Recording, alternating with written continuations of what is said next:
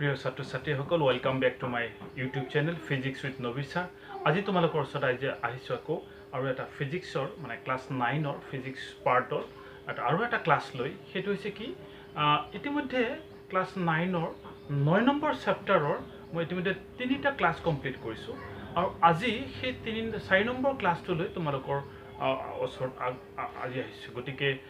ইয়াৰ আগৰ ক্লাছবিলাক খুব ধুনীয়াকৈ হয়তো বুজি পাইছা আৰু যিবিলাক ছাত্ৰ ছাত্ৰী এতিয়ালৈকে চোৱা নাই নিশ্চয় সেই ক্লাছবিলাক চাবা তেতিয়া হ'লেহে পৰৱৰ্তী ক্লাছবিলাকত সুবিধা হ'ব বা বুজি পোৱাত মানে সহায় হ'ব আৰু ইতিমধ্যে মোৰ চেনেলটো তোমালোকে হয়তো ছাবস্ক্ৰাইব কৰিছা আৰু যদি যিবিলাকে ছাবস্ক্ৰাইব কৰা নাই নিশ্চয় ছাবস্ক্ৰাইব কৰিবা পাৰিলে লাইক কৰিবা আৰু শ্বেয়াৰ কৰিবা যাতে অসমৰ চুকে কোণে মোৰ চেনেলটো জড়িত হৈ পৰে গতিকে সেইখিনি কথা বাৰু বেছি দীঘলীয়া নকৰোঁ গতিকে মই আহোঁ যে ফিজিক্সৰ ক্লাছ 9ৰ 9 number chapter that is force and laws of motion বল আৰু গতি বিষয়ক সূত্ৰসমূহ গতিকে বল আৰু গতি বিষয়ক সূত্ৰসমূহৰ 3 নম্বৰ ক্লাছৰ পিছত আজি 4 নম্বৰ ক্লাছ আজি বেসিক্যালি এটা নিউমেৰিকেল প্ৰবলেম সলভ কৰিম মানে নিউটনৰ গতিৰ দ্বিতীয় সূত্ৰৰ কথা আলোচনা কৰিছিলোঁ তা on the basis of that নিউটনৰ গতিৰ দ্বিতীয় সূত্ৰৰ পৰা নিউমেৰিকেল প্ৰবলেম সমাধান কৰিম আৰু নিউটনৰ গতিৰ তৃতীয় সূত্ৰ আমি আলোচনা কৰিছিলোঁ নিউটনৰ গতিৰ তৃতীয় সূত্ৰৰ এটা বহুত উল্লেখযোগ্য এটা বস্তু আছে সেইটো হৈছে ভৰবেগৰ সংৰক্ষণশীলতাৰ সূত্ৰ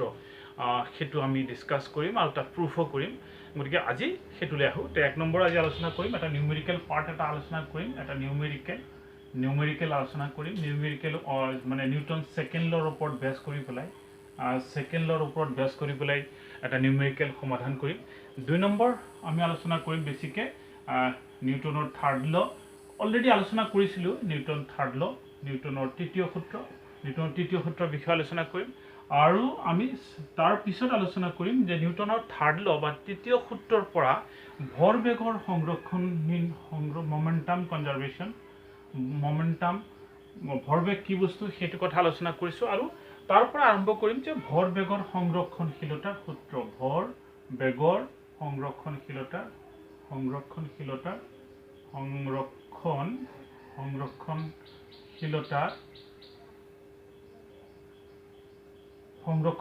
সূত্ৰৰ প্ৰমাণ গতিকে এইখিনি কথা আজি আলোচনা কৰিম গতিকে এক্সাম্পলটো হৈছে 9.5 এক্সাম্পলটো কি কৈ আছে চাবা মই তোমালোকক দি দিম সেইটো হৈছে কি যে টেবুল এখনৰ ওপৰেদি সৰল ৰৈখিক গতি কৰা 20 গ্ৰাম ভৰৰ বল এটাৰ বেগ সময়ৰ লেখ চিত্ৰ দেখুওৱা হৈছে বলটো ৰখাবৰ বাবে টেবুলখনত তাৰ ওপৰত কিমান বল প্ৰয়োগ কৰিছে সেইটো এটা ডায়াগ্ৰাম দি দিছে এনেকুৱা এটা চিত্ৰ দি দিছে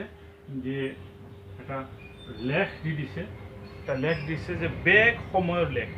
তাৰমানে এনেকুৱা দিছে যে ইফালে দিছে বেগ আৰু ইফালে দিছে সময় লেখডাল এনেকুৱা যে বেগ হৈছে কি সেন্টিমিটাৰ পাৰ সেকেন্ডত বেগ দিছে এনেকুৱা দিছে 5 10 15 20 25 এনেকুৱা সো 5 10 15 20 25 এনেকুৱা এটো দিছে তোমাৰ সেন্টিমিটাৰ পাৰ সেকেন্ডত ঠিক আছে আৰু ইফালে দিছে তোমাৰ 1 2 3 4 5 6 7 8 9 10 11 12 13 এনেকে সময়বিলাক দিছে 2 4 6 8 10 12 এনেকে গৈছে এটো টাইমটো দিছে সেকেন্ডত গ্ৰাফটো তোমালোকৰ প্ৰবলেমত দিয়া আছে গতিকে আমি গ্ৰাফৰ পৰা প্ৰবলেম সমাধান কৰিম গ্ৰাফৰ পৰা মানে সলিউশন কৰিম আৰু এইবিলাক বহুত তোমালোকৰ কনসেপ্টৰ সহায়ত জানাটো দৰকাৰ পিছলে তোমালোকে গম পাও মই বাৰবাৰ আগতে কৈ অহাৰ নিচিনাকে হায়াৰ সেকেন্ডাৰী ক্লাছবিলাকত এইবিলাকত খুব দৰকাৰ হ'ব গতিকে কি কৈছে যে ইনিশিয়ালি 20 সেন্টিমিটাৰ পাৰ সেকেন্ড বেগ আছিলে তাৰ পিছত বল প্ৰয়োগ কৰি 10 সেকেন্ড সময়ৰ পিছত গ্ৰাফডাল এনেকুৱা যে কৈছে যে চিত্ৰ দেখুওৱা ধৰণে বলটো ৰখাবৰ বাবে টেবুলখনৰ ওপৰত কিমানখিনি বল প্ৰয়োগ কৰিছে গতিকে গাড়ীখন স্পিড আছিলে 20 সেন্টিমিটাৰ পাৰ সেকেন্ড বল প্ৰয়োগ কৰিলে গাড়ীখন ৰখি যাওঁতে তাৰ টাইম লাগিলে এইটো জিৰ' বিন্দু মূল বিন্দু টাইম লাগিল 10 সেকেন্ডৰ সময়ৰ পিছত তাৰ বেগ কিমান 0 তাৰমানে স্থিৰ হৈ গ'ল গাড়ীখন স্থিৰ হৈ গ'ল প্ৰাথমিক অৱস্থাত গাড়ীখনৰ বেগ আছিলে 20 সেন্টিমিটাৰ পাৰ সেকেন্ড বল প্ৰয়োগ কৰিলে মানে ব্ৰেক মাৰিলে গাড়ীখন ৰখি যায় মানে ৰৈ যায় লাহে লাহে ৰৈ যোৱাৰ পিছত যেতিয়া স্থিৰ হ'ল গাড়ীখন ষ্টপ হ'ল কিমান টাইমৰ পিছত ষ্টপ হ'ল 10 ছেকেণ্ডৰ পিছত তো ইয়াৰ পৰা আমাক উলিয়াব লাগে কিমানখিনি বল প্ৰয়োগ হৈছে আৰু ইয়াত কোৱা হৈছে যে এই যে যিটো বস্তু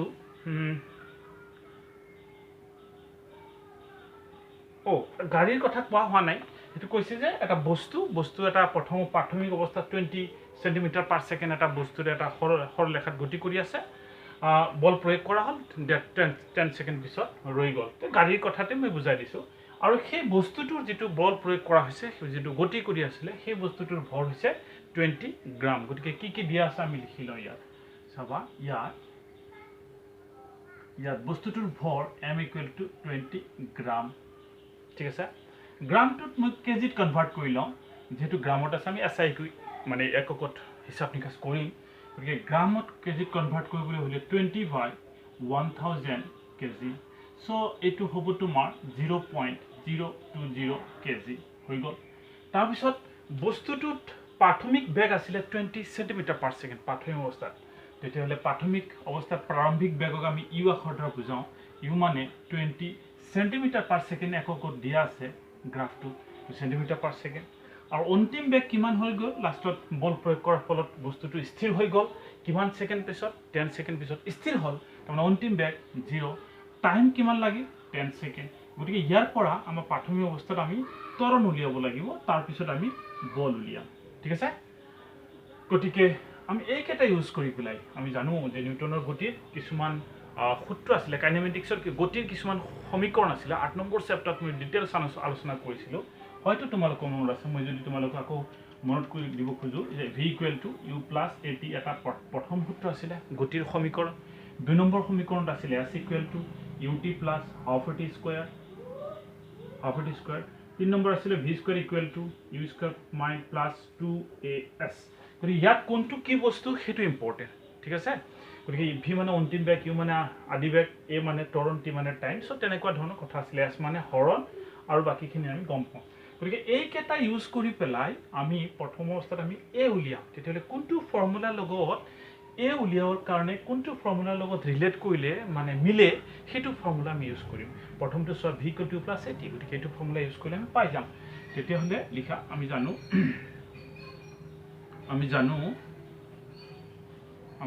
v = u + at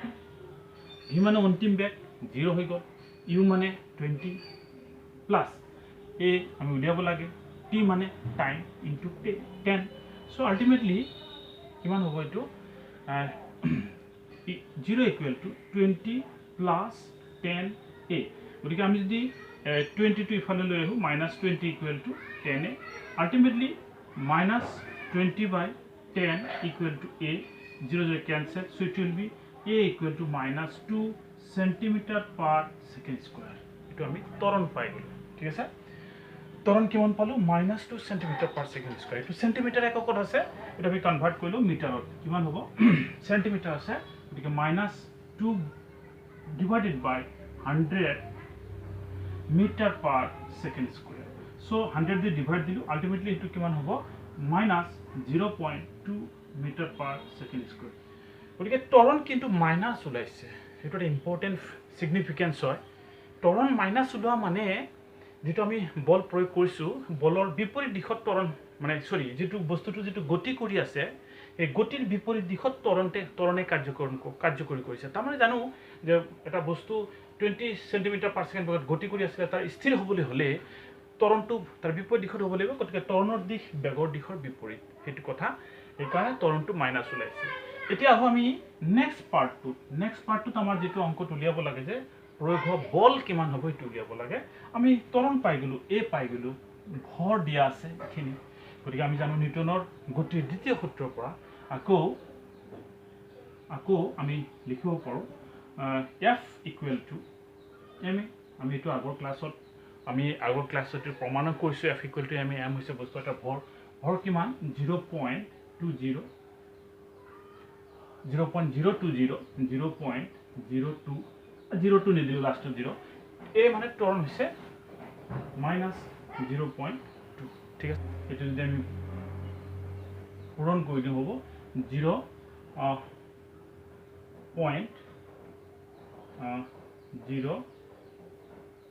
তাৰমানে 3 ঘৰ পিছত পইণ্ট হ'ব তো 0.04 নিউটন ঠিক আছে সো এইটো হ'ব 0.00 এতিয়া এক্সাৰসাইজ মানে অনুশীলনীৰ 5 নম্বৰ অংকটো আমি চাম ঠিক আছে অনুশীলনীৰ 5 নম্বৰ নিউমেৰিকেল এটা প্ৰবলেম আছে সেইটোক আমি উইথ কনসেপ্ট সমাধান কৰিম কৈছে যে ৰৈ থকা অৱস্থাত ট্ৰাক এখন পাহাৰৰ পৰা স্থিৰ তৰণেৰে নামি আছে স্থিৰ আছিল প্ৰথম অৱস্থাত ৰৈ আছিল কিন্তু পাহাৰ এখনৰ পৰা স্থিৰ তৰণেৰে নামি আহি আছে ই 20 সেকেন্ডত 400 মিটাৰ দূৰত্ব অতিক্ৰম কৰিলে ত্বৰণ নিৰ্ণয় কৰা কৈছে যে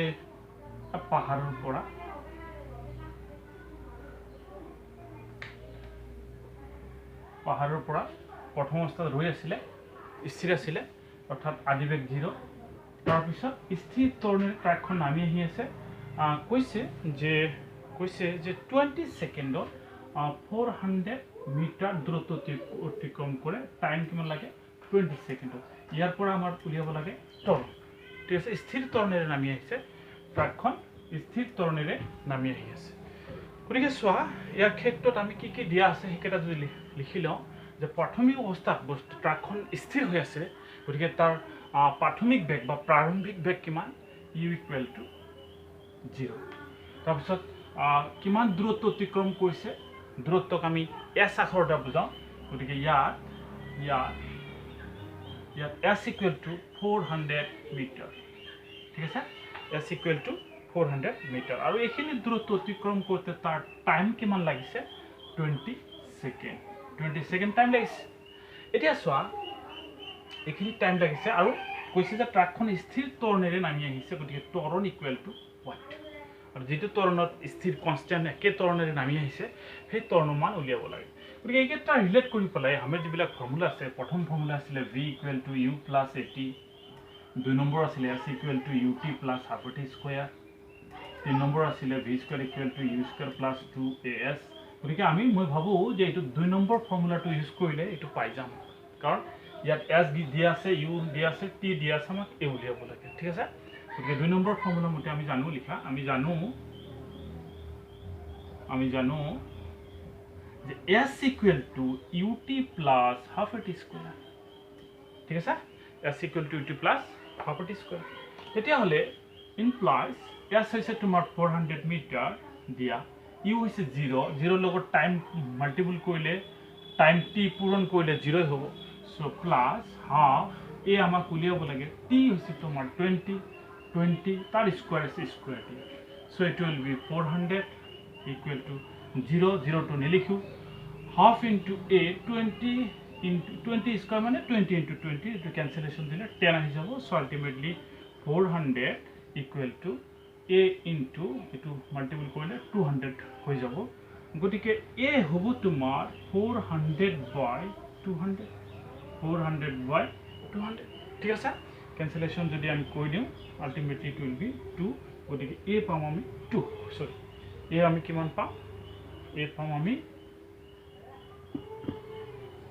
আমি 2 a মানে হৈছে ত্বৰণৰ একক হৈছে মিটাৰ পাৰ সেকেন্ড স্কয়াৰ যেহেতু বাকিবিলাক সব আছে এককত আছে মিটাৰ আছে সেকেন্ডত আছে গটিকে ত্বৰণৰ একক হ'ব 2 মিটাৰ পাৰ সেকেন্ড স্কয়াৰ ইয়াৰ আগৰ প্ৰবলেমটো চোৱা ত্বৰণৰ মান আমি ঋণাত্মক পাইছিলো তাৰ মানে বস্তুটোৰ বেগ লাহে কমি গৈছিল সেই কাৰণে ঋণাত্মক ত্বৰণ বুলি কৈছিলো কিন্তু ইয়াত ত্বৰণ পজিটিভ পাইছো ধনাত্মক পাইছো তাৰ মানে বস্তুটোৰ বেগ লাহে বাঢ়িয়ে গৈছিল আৰু যেটো ৰেটত বাঢ়ি গৈছিল ৰেটটো সমান সেই কাৰণে তাক কোৱা স্থিৰ ত্বৰণ গতিকে ত্বৰণৰ মান পালো আমি 2 মিটাৰ পাৰ সেকেন্ড স্কয়াৰ ইয়াৰ পৰা এইটো অংকত আৰু এটা সেকশন সমাই দিছে এটো হৈছে যদি ট্ৰাকখনৰ ভৰ 7 মেট্ৰিক টন হয় তেন্তে ট্ৰাকখনৰ ওপৰত ক্ৰিয়া কৰা বলৰ মান নিৰ্ণয় কৰা ইয়াৰ পৰা সেকেন্ড স্টেপটো আমি যদি ইয়াতে সমাধান কৰো তেতিয়াহলে কৈছে যেটো ট্ৰাক নামি আহি আছে সেই সেকেন্ড পাৰ্টৰ কথা যদি আলোচনা কৰো সেকেন্ড পাৰ্ট ট্ৰাকখনৰ ভৰ দিছে 7 মেট্ৰিক টন 7 মেট্ৰিক টন মানে অংকটো দিয়ে দিছে যে 1 মেট্ৰিক টন মানে 1000 কেজি গতিকে 7 মেট্ৰিক টন মানে 7 into 1000 কিলোগ্ৰাম ট্ৰাকখনৰ ভৰ ত্বৰণ অটোমেটিক মানে ইতিমধ্যে আমি পাইছো 2 মিটাৰ পাৰ সেকেন্ড স্কয়াৰ গটিকে প্ৰযুক্ত বল কিমান বল প্ৰয়োগ হ'ব ট্ৰাকখনৰ ওপৰত আমি উলিয়াব পাৰিম নিউটনৰ গতিৰ দ্বিতীয় সূত্ৰৰ পৰা আমি জানো F = ma so F = m into a m মানে হৈছে 7000 into a মানে হৈছে 2 so ultimately 14000 নিউটন বল প্ৰয়োগ হ'ব ঠিক আছে so এটো হৈছে তোমাৰ 14000 নিউটন ফোৰ্স এপ্লাই হ'ব ট্ৰাকখনৰ ওপৰত গতিকে নিউমেৰিকেল পাৰ্টছখিনি মই ভাবো এখিনি নিউটনৰ গতিৰ দ্বিতীয় সূত্ৰৰ ওপৰত বেছ কৰি পেলাই Newton second law of F = ma বা তাৰ আগৰ গতিৰ সমীকৰণ যিকেইটা আছিল তাৰ ওপৰত বেছ কৰি পেলাই কিছুমান নিউমেৰিকেল প্ৰব্লেম সমাধান কৰো এতিয়া আমি আহিম নিউটনৰ গতিৰ তৃতীয় সূত্ৰ আগতে আলোচনা কৰিছিলো জাস্ট তাৰ এপ্লিকেশন পাৰ্ট তাৰ ব্যৱহাৰিক পাৰ্ট ঠিক আছে তো নিউটনৰ গতিৰ তৃতীয় সূত্ৰত মই কৈছিলো নিউটনৰ গতিৰ তৃতীয় সূত্ৰ নিউটনৰ গতিৰ তৃতীয় সূত্ৰ মই ইয়াৰ আগতেও ব্যাখ্যা কৰিছিলো নিউটনৰ গতিৰ তৃতীয় সূত্ৰ হৈছে যে প্ৰত্যেক ক্ৰিয়াৰে সমান আৰু বিপৰীতমুখী প্ৰতিক্ৰিয়া আছে ঠিক আছে মই যদি ফুটবল মাৰো ঠিক আছে মই যদি ফুটবল এটা কিক মাৰো ভৰিৰে তেতিয়া হলে মই যেটো ভৰিৰে কিক মাৰিম হেতু হ'ব ফুটবলটোৰ ওপৰত প্ৰয়োগ কৰা ক্ৰিয়া বল হেতু হ'ব ক্ৰিয়া বল ঠিক আছে যেটো মই ফুটবলটোৰ ওপৰত কিক মাৰিম সেই একে সময়তে দ্যাট ইজ কল্ড সাইমালটেনিয়াসলি একে সময়তে ফুটবলটোও মোৰ ওপৰত সমান পৰিমাণৰ বিপৰীত দিশত বল প্ৰয়োগ কৰিব তাক কোৱা হয় প্ৰতিক্ৰিয়া ঠিক আছে সমান পৰিমাণৰ বিপৰীত দিশত বল প্ৰয়োগ কৰিব তাক কোৱা প্ৰতিক্ৰিয়া আৰু এই ক্ৰিয়াৰ প্ৰতিক্ৰিয়া মান দুটা সমান আৰু বিপৰীতমুখী গতিকে এই কথাটোৱে নিউটনে কৈ থৈ গৈছে বা আৱিষ্কাৰ কৰি থৈছে আৰু ইয়াকেই কোৱা হয় নিউটনৰ গতিৰ তৃতীয় সূত্ৰ যদি আমি নিউটনৰ গতিৰ তৃতীয় সূত্ৰটো যদি আমি গাণিতিকভাৱে লিখো তেতিয়া আমি এনেকৈ লিখিব পাৰিম যে ক্ৰিয়া equal to minus প্ৰতিক্ৰিয়া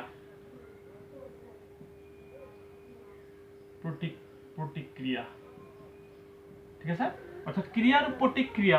এই দুটো সমান কিন্তু বিপৰীতমুখী এটা আনটোৰ নেগেটিভ ক্ৰিয়াৰ দিক যদি উত্তৰ দিশত হয় প্ৰতিক্ৰিয়া হ'ব তাৰ কমপ্লিটলি বিপৰীত দিশত অৰ্থাৎ দক্ষিণ দিশত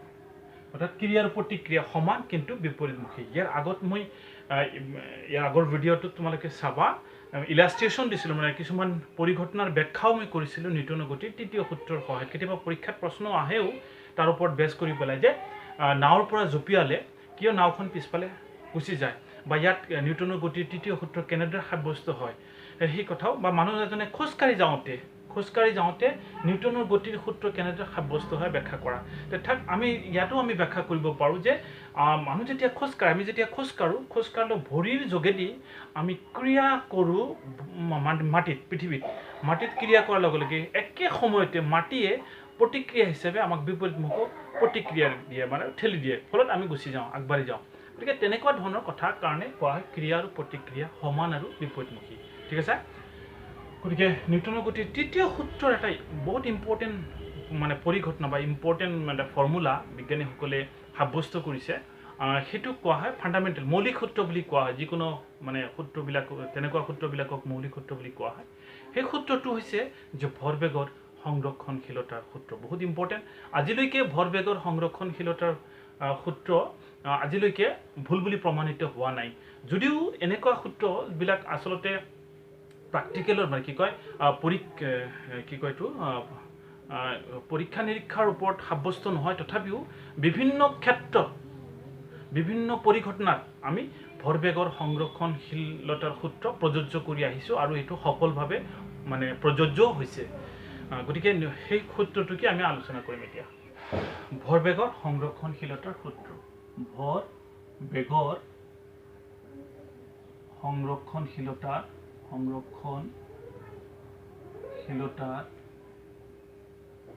সূত্ৰ এটা মৌলিক সূত্ৰ বুলি কোৱা হয় সংৰক্ষণশীলতা তেনেকুৱা সংৰক্ষণশীলতাৰ বহুতো সূত্ৰ আছে যেনেকে আধানৰ সংৰক্ষণশীলতাৰ সূত্ৰ শক্তিৰ সংৰক্ষণশীলতাৰ সূত্ৰ ঠিক তেনেকে ভৰবেগৰ সংৰক্ষণশীলতাৰ সূত্ৰ নামটো হৈছে কি ভৰবেগৰ সংৰক্ষণশীলতাৰ সূত্ৰ ইয়াৰ আগৰ ক্লাছতো মই ব্যাখ্যা কৰিছিলো যে ভৰবেগ কি বস্তু যদি এটা বস্তু সাপোজ এটা বস্তু m ভৰৰ বস্তু এটা যদি v বেগেৰে গতি কৰি থাকে তেতিয়া হলে তাৰ ভৰবেগ হ'ব mv m into v অৰ্থাৎ ভৰৰ বেগৰ পূৰণফলকে বস্তুটোৰ ভৰবেগ বুলি কোৱা হয় গতিকে ভৰবেগৰ সংৰক্ষণ হ'লে তাৰ সূত্ৰটোনো কি সেইটো হৈছে যে সংঘাত জড়িত দুটা বস্তুৰ এনেকৈ আমি লিখিব পাৰোঁ সংঘাত জড়িত দুটা বস্তুৰ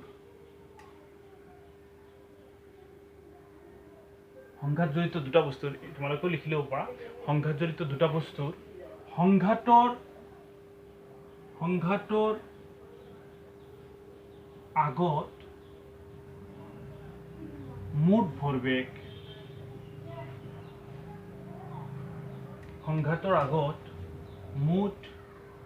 ভৰবেগ আৰু সংঘাতৰ পিছত মুঠ ভৰবেগ একে থাকে ইয়াকে ভৰবেগৰ সংৰক্ষণশীলতাৰ সূত্ৰ বুলি কোৱা হয় কি কৈছে যে দুটা সংঘাত জড়িত বস্তু সাপোজ এইটো এটা বস্তু এ আৰু এটা বস্তু বি এই দুটা বস্তু এটা আনটো সংঘাত কৰিলে খুন্দা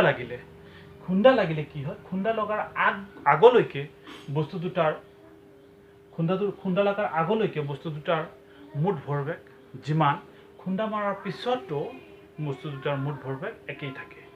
এইটোকে কোৱা হয় সংঘাত জড়িত দুটা বস্তু সংঘাতৰ আগৰ মুঠ ভৰবেগ আৰু সংঘাতৰ পিছৰ মুঠ ভৰবেগ একেই থাকে ইয়াকে ভৰবেগৰ সংৰক্ষণশীলতাৰ সূত্ৰ বোলে ঠিক আছে গতিকে এই সূত্ৰটোক আমি এটা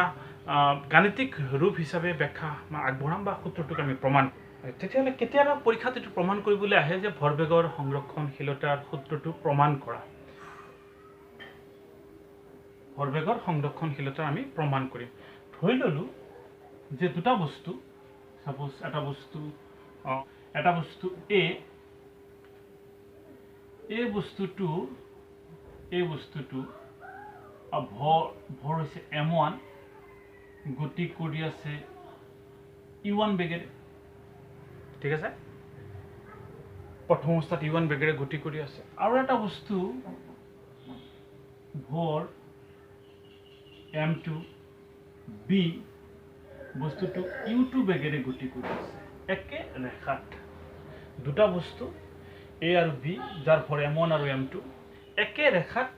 ক্ৰমে e1 আৰু u2 বেগেৰে গতি কৰি আছে তেতিয়াহ'লে চোৱা যদি আমি ইমাজিন কৰা চোৱা যদি e1 অৰ্থাৎ m1 বস্তুটোৰ বেগ একে ৰেখাত কিন্তু গতি কৰি আছে এটা মাৰ্বলৰ নিচিনাকৈ ভাবি লওক একে ৰেখাত কিন্তু গতি কৰি আছে যদি প্ৰথম বস্তুটোৰ বেগ e1 দ্বিতীয় বস্তুটোৰ বেগতকৈ যদি প্ৰথম বস্তুটোৰ বেগটো যদি বেছি হয় অৰ্থাৎ এইটোৰ বেগ বেছি এইটোৰ বেগ কম এটা ৰেখাত গতি কৰি আছে ভাবা তেতিয়াহ'লে এটা সময়ত গৈ এই বস্তুটো গৈ বি বস্তুত খুন্দা মাৰিব কাৰণ এইটো বস্তুৰ বেগ বেছি এইটো বস্তুৰ বেগ কম গতিকে খুন্দা লাগিল মানে সংঘৰ্ষ হ'ল গতিকে সংঘৰ্ষ হ'লে তেন্তে তাত চিত্ৰটো কেনেকুৱা হ'ব মই জাষ্ট বুজাই দিছোঁ সংঘৰ্ষ হ'লে এনেকুৱা হ'ব ধৰা খুন্দা লাগিল ঠিক আছে এইটো আছিল এ এইটো আছিল বি খুন্দা লাগিলে কি হ'ব সংঘৰ্ষ হ'ল খুন্দা লগাৰ পিছত ধৰি ললো যে খুন্দা লগাৰ পিছত প্ৰথম বস্তুটো অৰ্থাৎ এই বস্তুটো যাৰ ভৰ m1 আছিলে এই বস্তুটো v1 বেগেৰে গতি কৰা আৰম্ভ কৰিলে কাৰণ তেতিয়া বেগ বেলেগ হ'ব কাৰণ খুন্দা লাগিলে এটা বাহ্যিক বলে ক্ৰিয়া কৰিলে তেতিয়া তাৰ বেগ ধৰি ললো v1 আৰু বি বস্তুটোৰ বেগ খুন্দা লগাৰ পিছত বি বস্তুটো যাৰ ভৰ m2 বেগ ধৰি ললো আমি v2 ঠিক আছে দেখি কোনখিনি কথা ধৰি ললো এইখিনি কথা ইম্পৰ্টেণ্ট যে আমি ধৰি ললো যে দুটা বস্তু m1 আৰু m2 ক্ৰমে e1 আৰু u2 বেগেৰে গতি কৰি আছে একে ৰেখাত যদি e1 is greater than u2 হয় তেতিয়াহ'লে খুন্দা লাগিব খুন্দা লগাৰ পিছত প্ৰথম বস্তুটোৰ বেগ হ'ব v1 সেকেন্ড বস্তুটোৰ বেগ হ'ব v2 ক্লিয়াৰ এইখিনি কথা আমি লিখিম ঠিক আছে তোমালোকে লিখিব পাৰা লেট ধৰা হ'ল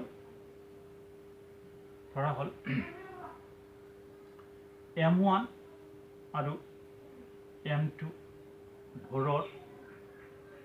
দুটা বস্তু ক্ৰমে e1 আৰু u2 ব্ৰেকেটত এটা বস্তু লিখি থৈ দিয়া e1 is greater than u2 বেগত একে ৰেখাত গতি কৰি আছে ঠিক আছে একে ৰেখাত গতি কৰি আছে আমি জানো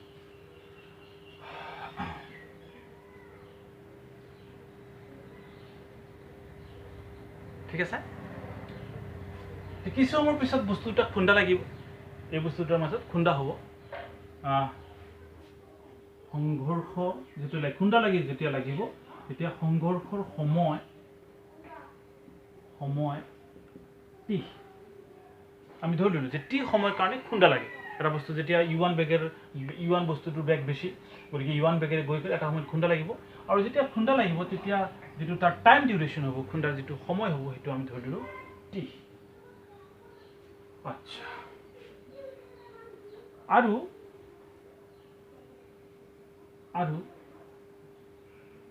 সংঘাতৰ পিছত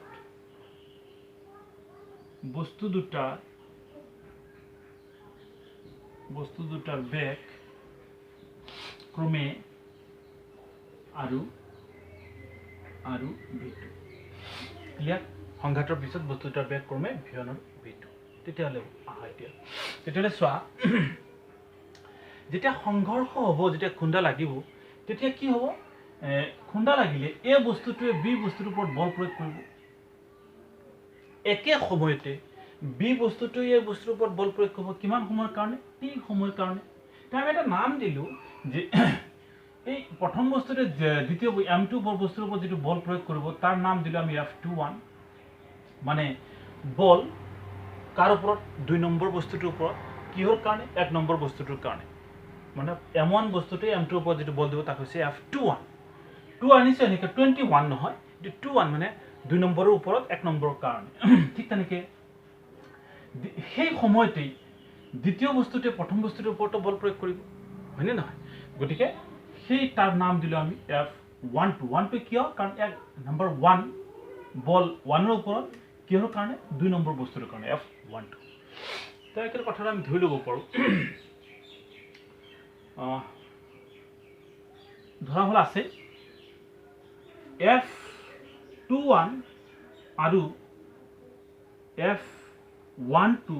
ক্ৰমে কি বুজাইছে 21 বুজাইছে ক্ৰমে এ বস্তুটোৱে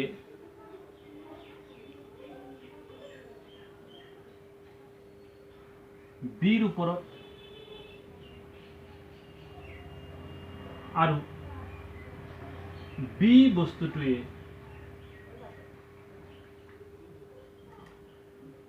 এৰ ওপৰত ক্ৰিয়া কৰা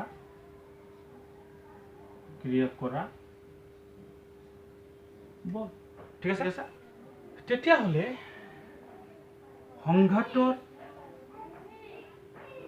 সংঘাতৰ সময়ত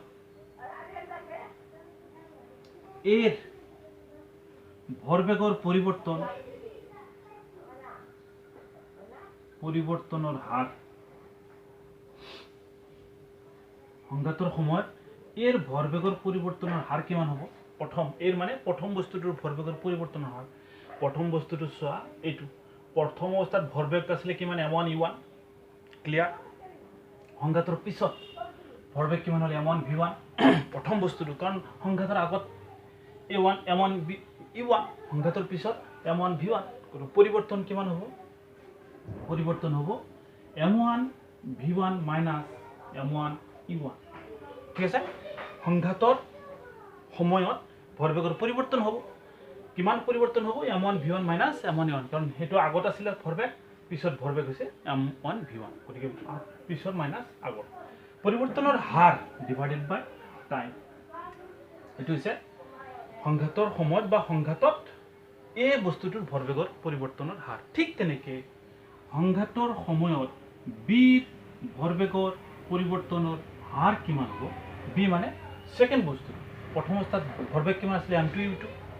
কাৰণ ভৰবেগ মানে কি ভৰেৰ বেগৰ পূৰণফল m2 u2 ভৰ হৈছে m2 বেগ হৈছে u2 তো প্ৰথম অৱস্থাত ভৰবেগ আছিল m2 u2 পিছত ভৰবেগ কিমান হ'ব m2 v2 গতিকে ভৰবেগৰ পৰিৱৰ্তন হ'ব m2 v2 minus m2 u1 m2 u2 divided by t ভৰবেগৰ পৰিৱৰ্তনৰ হাৰ মানে দ্বিতীয় বস্তুটোৰ ভৰবেগৰ পৰিৱৰ্তন কেনেকৈ হ'ব m2 v2 minus m2 u2 divided by time মানে হাৰ ভৰবেগৰ পৰিৱৰ্তনৰ হাৰ তাৰ মানে কি আমি ক'ব পাৰো যে সংঘাতৰ সময়ত এৰ ভৰবেগৰ পৰিৱৰ্তনৰ হাৰ কি মানে m1 v1 minus m1 u1 divided by t টো কিহৰ কাৰণে ভৰবেগ হৈছে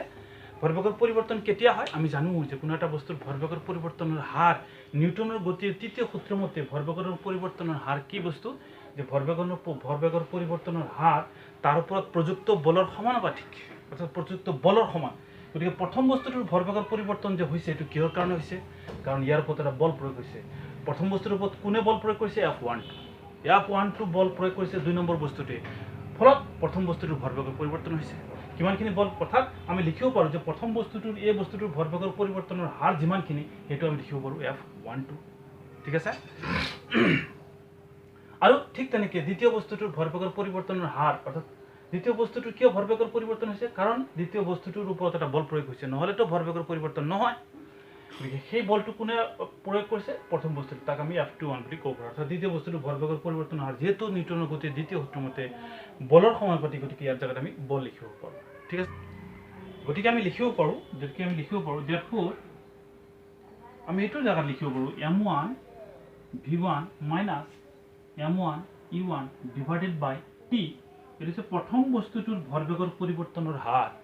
কাৰ সমান যে প্ৰথম বস্তুটোৰ ওপৰত প্ৰযুক্ত বলৰ সমানুপাতিক প্ৰথম বস্তুটোৰ ওপৰত কিমান বল প্ৰয়োগ হৈছে F12 গতিকে F12 হ'ব আৰু লিখিব পাৰোঁ যে m2 v2 minus m2 u2 by t এটো লিখিব পাৰোঁ যে দ্বিতীয় বস্তুটোৰ ভৰবেগৰ পৰিৱৰ্তনৰ হাৰ কাৰ ওপৰত কি হৈছে এটো দ্বিতীয় বস্তুটোৰ ওপৰত কিমান বল প্ৰয়োগ হৈছে F21 গতিকে এটো লিখিব পাৰোঁ F21 ঠিক আছে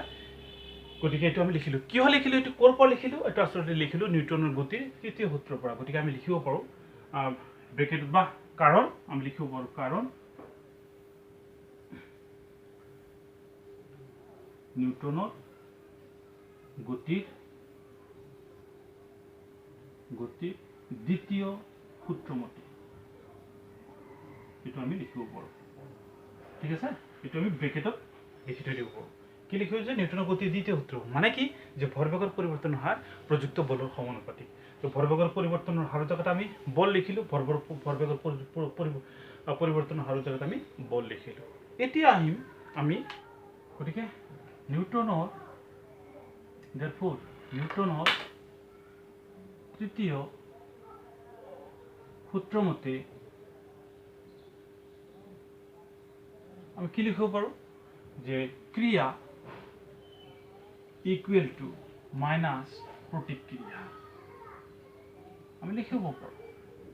তো ক্ৰিয়া কিমান মই কৈছিলোঁ যে এই বস্তুটো এইটোৰ ওপৰত যিটো বল প্ৰয়োগ কৰে তাক কয় ক্ৰিয়া আৰু একে সময়তে এই বস্তুটো ইয়াৰ ওপৰত যিটো বল প্ৰয়োগ কৰিব যেতিয়া দুটা বস্তু খুন্দা লাগিব তেতিয়া এটা ক্ৰিয়া আৰু এটা প্ৰতিক্ৰিয়া এইটোৰ ওপৰত এইটো বল প্ৰয়োগ কৰে সেইটোক আমি নাম দিছোঁ F21 আৰু একে সময়তে এইটোৰ ওপৰত যিটো বল প্ৰয়োগ কৰে তাৰ নাম দিছোঁ আমি F12 তাৰ মাজত মাইনাছ আছে মাইনাছ চিম্বল দিব লাগিব কাৰণ ক্ৰিয়াৰ প্ৰতিক্ৰিয়া সমান কিন্তু দিশ বিপৰীত F21 মানে এইটো আমি লিখিব পাৰোঁ m2 v2 minus m2 u2 divided by t equal to minus এটা আগত আছে মাইনাছ F12 মানে আমি এইটো লিখিব পাৰোঁ কি লিখিব পাৰোঁ m1 v1 minus m1 u1 divided by t মাজত এটা মাইনাছ চিহ্ন আছে ঠিক আছে ওকে এইখিনি বাৰু নালাগে এতিয়া